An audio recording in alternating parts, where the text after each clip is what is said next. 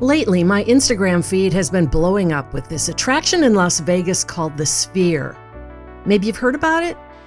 The entire facade is 360 feet tall. It's shaped, of course, like a sphere, fitted out with more than 1 million LEDs that completely transform it. Inside, there's a screen that wraps around the audience. It's said to be the largest screen in the world. The animations plus the light show completely take the audience into the experience. For a couple $100, you're transported pretty much out of this world. People have always been fascinated with this type of experience. Remember going on class trips to the planetarium? And there are tons of immersive experiences out there. Check out a Mad Hatter Tea Party, or you can run with the dinosaurs. Get involved in a zombie battle. There's even an immersive experience for fans of the TV show The Office, with one that you even get a Dunder Mifflin employee badge. And of course, there are art experiences like Meow Wolf, which they call the first multiversal transit station serving Earth. That is really out of this world.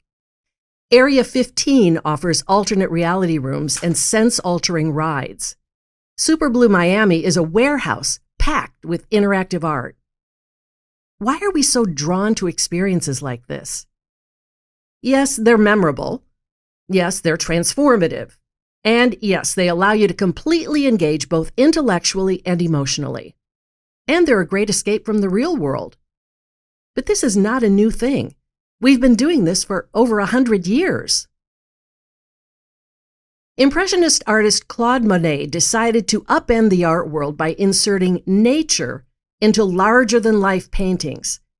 Before that, you'd see a huge battle scene or a story from the Bible or a myth in a painting that completely covered a wall.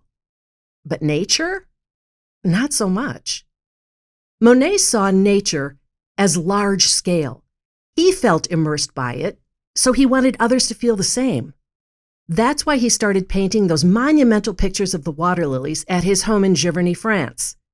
How did audiences back then react to it? Spoiler alert, not very well.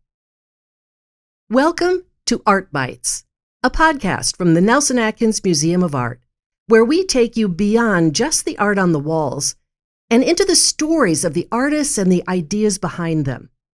I'm your host, Kathleen Layton. Today I'm talking with Aimee Marcereau DeGalan, the European Arts Curator at the Nelson-Atkins Museum of Art in Kansas City, about Claude Monet, his struggle to be understood, how he broke down barriers, and why a touch of obsessive-compulsive disorder is not always a bad thing. Welcome, Aimee. Thanks for joining us today. Thanks for having me. So Claude Monet, did he invent the panorama all that long time ago? Believe it or not, it actually started around the 1780s. So about 100 years before he starts putting his brush to canvas to depict these large-scale water lilies. So he was sort of copying someone else. In a way, but he took it to the next level as only someone like Claude Monet could. Okay, let's back up. Who started this panorama thing? So there is an apocryphal story about an English artist, Robert Barker, who was in a debtor's prison in the 1780s, had a lot of time on his hands, and he was sitting in a cell that was illuminated by a tiny slit at the ceiling with a shaft of light coming down. His cell had curved walls, and he suddenly thought about this idea of illuminating a scene from the top on a concave wall. That distortion created this sense of a lifelike illusion. And he thought, when I get out of here, I'm going to take this idea, work on it, patent it. And he eventually had this nature at a glance patent that he developed, and 360-degree paintings came out of that. You're kidding. So he invented this panorama that we see. He did, indeed, and it became a phenomenon in London and Edinburgh and Paris, and even made it to the States. So people were loving it then? People loved it, but they are very different from what Monet ended up doing. Okay, so what was he doing? So these traditional panoramas were, as you mentioned, 360-degree panoramas of battle scenes, myth, and they really kind of came out of this militaristic tradition of looking at a battleground that was going to be waged or a land that was going to be conquered. It was an early form of entertainment. You paid a price, you entered at the bottom, you ascended a staircase, you looked around, from a viewing platform. And so this was very prescribed way of looking at something. 360-degree view, these things were completely encircling you. Monet's idea was a little bit different, still looking at something in the round, but instead of looking at something from a prescribed distance, he wanted you to get up close. Instead of looking at a landscape that was through a window plane or a picture where you had a vanishing point, Monet took all of that away. He put you right in the water lily pond. He changed the viewing distance. You could get up close. You could look at the texture of the brushwork. But the idea was the same, immersing you completely in nature. So was it Monet's objective to immerse the viewers of his paintings? Very much. I think he really wanted to surround people with nature, but not in the traditional sense. He wanted to remove that horizon line, to make you literally just become a part of nature, which was different than what those traditional panoramas were doing. You were viewing nature, you were viewing a scene, but with Monet, you were literally almost in it. He didn't start out by painting huge canvases like this, though, so he came to this idea. Walk us through that. So that's right. He was painting on a much smaller scale earlier in his career. Around 1907, he starts to do some of these water lilies vertically on a traditional easel that you would hang on a wall. And he was really experimenting with gradually eliminating these representations of horizon lines, getting closer up to the subject. We know he was painting from boats when he was in the River Seine, and so we've got a lot of pictures before this point where he's in the water, and he just keeps taking it to the next level. And the idea for the paintings in the round comes, I think, in the late 1890s, where he's starting to think about wanting to surround people in nature, and he gradually gains more and more. I mean, it was a big move for him to do this. It was really completely revolutionary, and so he would exhibit a couple things. Critics would detract from what he was doing. He would go back to the studio. He would destroy a lot of things. You mentioned obsessive compulsive at the beginning. He would paint 4 to 6 canvases at a time to capture the light, destroy some of them, paint over them. And it was just this gradual process of painting, and creating. But he got larger and larger in scale, ultimately creating a new studio to accommodate these large pictures. So he was exhibiting them at this time. What was the public saying? What were the critics saying? The critics were mixed. A lot of people didn't understand at all what he was doing. They were so gestural and so loose, and the bold colors were present, that people started to challenge whether or not he was an impressionist. It was an impression not of nature, but of his own mind. It became more of an interior kind of thing of what he was doing. A lot of people just were baffled. They didn't understand at all what he was trying to do. So what were the Impressionists trying to do as a group? You know, I think as a whole, we think about Impressionists as capturing light, the transitory effects of light. And that's why he would work on multiple canvases at the same time to create that mood and capture that fleeting effect of the ephemeral nature of light. And I think with Monet, he took it to that next level by getting looser and more gestural with his brushwork. The color palette it becomes really bold and rich, and it takes us away from having any sensibility of where we are in that nature, that we are in it. We have no horizon lines, no sense of scale. We're immersed in the nature itself. And he took that and then painted it on a much, much larger scale. And that idea of being immersed so that there is no horizon line, that was really kind of the rub where the public was concerned, right? They're looking at these things and they don't really know what their place is in that. Exactly. So no one had done that before. All of his colleagues were painting in this loose gestural way, capturing the fleeting effects of light, but no one had done what Monet did, which was to eliminate where you were within that landscape. And how did he capture that? He built a new studio, got money to buy larger canvases and put these canvases on easels and moved them around, and just started to paint on a much, much larger scale, becoming more gestural and completely losing himself in nature. I mean, this is the backdrop of World War I. There's a lot of turmoil going on around him. And for him, he really took solace in nature. And he was hoping that this gift, this grande décoration, which was going to ultimately go to the state, would allow people to also find solace in being surrounded in nature. He actually stood in the water painting some of these paintings. Isn't that right? Well, he did. We know he had a boat and he painted from a boat, but for the water lilies landscapes, he reportedly would go out and dust some of the water lilies off to make sure that they were going to capture and reflect the light in the way that he wanted. But he did. He would go out at 4 a.m. sometimes to paint to get certain types of light. And he very much was a part of it. You wonder about someone who is really obsessive compulsive, which it sounds like he was. And he's painting over and over, and he's painting on top of his own paintings. How is anything ever finished? Well, that's a great question. And for him, they never really were finished. His friends were begging him to give the pictures to the state, and he had agreements after agreements, deadlines after deadlines, and he was never satisfied. He completely would paint over things, scrape and remake, and he had those canvases in his studio at his death. And so that's why the date of our painting, 1915 to 1926, he was still working on them. And we know from x-rays underneath how many layers and different kinds of conceptions of that composition were there. It's incredible. How many paintings did he do of the water lilies? Well, he worked on them for over 30 years. So there are hundreds of them. And so he was, completely immersed in this whole idea, and he did these again and again and again. He must have had some idea how he wanted these to be exhibited to an audience. He did, and that was the crazy thing about it. He had dreams about how he wanted to exhibit these things. It does take off on this idea of the panorama and exhibiting something in the round. And it was that rotunda scale, the panorama, something seen in the round, that idea of illusionism. Monet knew that these large-scale canvases required a purpose-built room.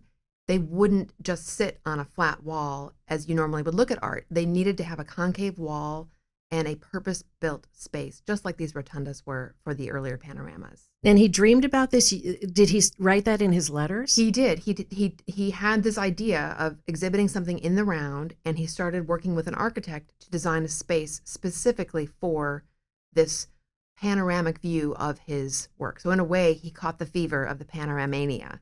Panoramania. Panoramania. It's a great word. People caught the bug. And in a way, even though it was about 100 years later, it was in Monet's own way. It was not the traditional landscape. It was this completely blown out modern way of looking at landscape that people weren't quite ready for. So he had this idea of the L'Orangerie, which is in Paris, and exhibiting these in the round. And then did people finally say, oh, wow, these are fantastic? One would hope that would be what they would say. And a few people got it.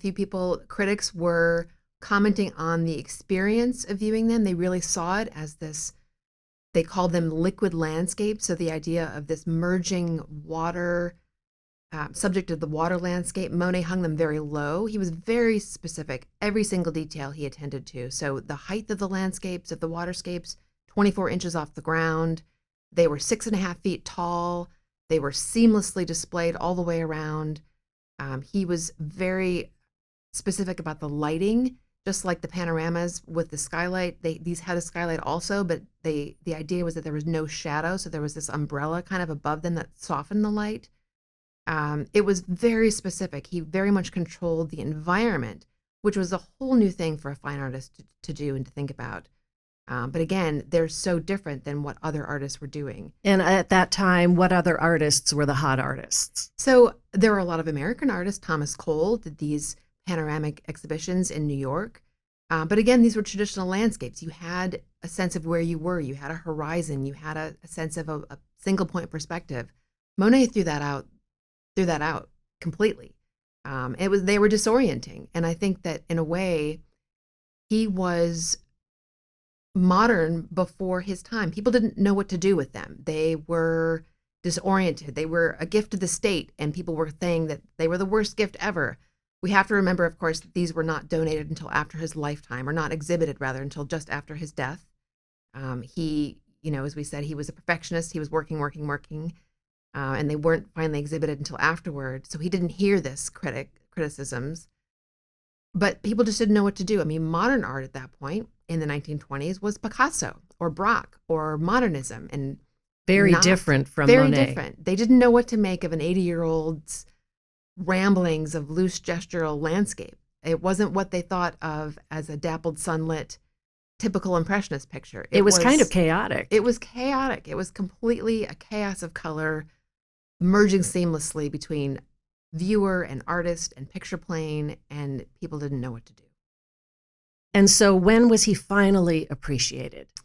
So history has a way of catching up to itself, and these were exhibited in 1927, and not a lot of people went. 1944, the Orangerie was hit with a bomb as part of the war, and it fell into disrepair. It was closed, and it didn't reopen until 1952.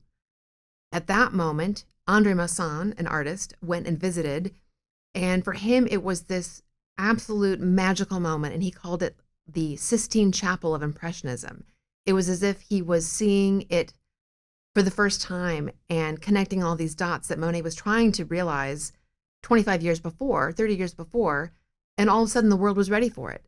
Abstract expressionist artists had just started to think about painting on a large scale, and critics from America flocked over there, artists too, and saw these and thought, oh my gosh, this is what we're trying to do. This is what we're trying to figure out.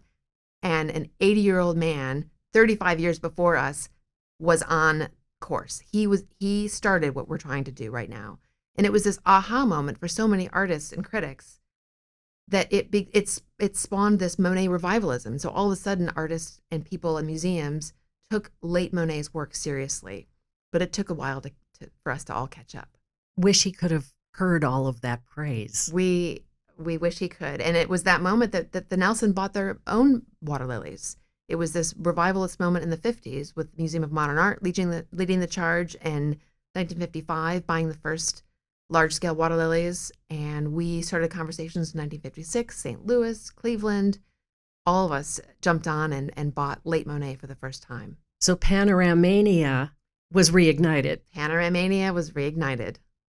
And how does it affect art today? How are we looking at this today? I think that's a great question in terms of the through roads and the threads that started so long before. It's that whole idea of, is there really anything new? And what is it that we can draw on from the past that's informed our present? I think that, these panoramas of the 1790s, in a way, they were the early iPhone panoramas. I mean, it's a phenomenon that we're still, I think, completely in love with and fascinated by, that idea of seeing something in the round and being immersed and being part of it. Well, the immersive art experience we see all the time now, pretty much everywhere. We've got an immersive Van Gogh experience. There's an immersive Monet experience. Would Claude Monet go to that experience if he were here today? I think if it were his pictures, he certainly would go. He was a kind of a curmudgeon. He was aware of things. He very much was aware. You couldn't escape it. You could not escape the panoramania that was coursing through Europe. So he would have been aware of it, but he might have gone begrudgingly, and sat in the corner and kind of looked at the whole idea of spectacle. But from that idea was born his idea for this grand decoration, to completely surround people in his own way, to enact his own form of dominance over the landscape, to sort of create his own new visual modern language that he took from that idea of the panorama and make it all his own. And we're still doing it today, and it's immensely popular. It's crazy how popular it is. And I think that part was something that no artist could deny wanting to be a part of. And I think it was Monet's shot. That was his way of putting his stake in the sand of, this is what he's going to do, and he's going to do it in a big, bold, beautiful way. Maybe we'll see his show at the Sphere at some point in Las Vegas. Maybe. You never know. Thank you so much for joining us, Aimee, and giving us some more information about being transported by art and immersed by it. I'm Kathleen Layton, and you've been listening to Art Bytes. We'll see you next time.